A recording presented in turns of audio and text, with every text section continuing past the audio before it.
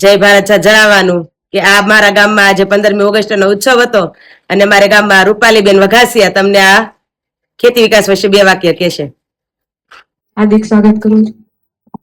પ્રથમ તો હું મારું ઇન્ટ્રોડક્શન આપું તો હું વઘાસિયા રૂપાલી અશોકભાઈ આ જ ગામની એક દીકરી છું અને જો મારું પ્રોફેશન તરીકે હું મારું ઇન્ટ્રોડક્શન આપું તો હું Rupali Vaghasiya as a assistant professor college of natural farming, Gujarat natural farming science university, Halol, Amreli. બરાબર. હવે હું અત્યારે ક્લાસ ઓફિસર તરીકે કોલેજ ઓફ નેચરલ ફાર્મિંગમાં ફરજ બજાવું.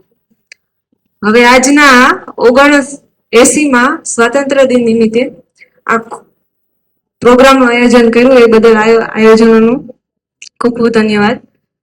હવે સ્વતંત્ર દિન નિમિત્તે તો દેશ છે, બરાબર. અત્યારે જેટલા અત્યારે ઉપસ્થિત છે બધા ખેતી જ કરે છે ને. તો હવે ગાય આધારિત ખેતી કે પ્રાકૃતિક ખેતી શું છે કોઈને ખબર છે? કોઈ જાણે છે એના વિશે? ખેતી બધા કરે છે, બરાબર. હવે તમને ખબર છે કે અત્યારે રોજબરોજ કેન્સર, ડાયાબિટીસ, હાર્ટ એટેક, અત્યારે ઘરે ઘરે બધા ડાયાબિટીસના કેસ છે, બરાબર. બીપી છે. પહેલા અત્યારે આજના દિવસથી 50 વર્ષ પહેલા કોઈ કેન્સર નામનો શબ્દ સાંભળ્યો હતો? કે કેન્સર વસ્તુ શું છે? તો અત્યારે ઘરે ઘરે કેન્સર છે. શું કામ?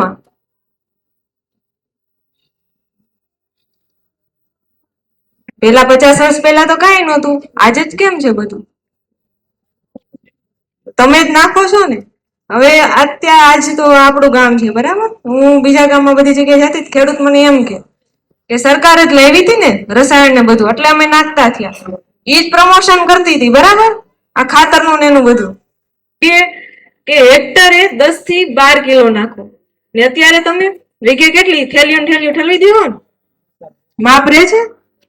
એમાં એવું હોય કે દવા તમે છાંટવાની ના નથી, પણ કેવી હોય કે 2 થી 3 ml હોય. એગ્રો વાળા 2 થી 3 માંથી 4 થી 5 કરે ને તમને એમ કહો કે વધારે જલ્દી ઈયળ મરી જાય ને એટલે 6 થી 7 ml નાખી દો. તમારી જમીન તમે ખુદ ખરાબ કરો છો.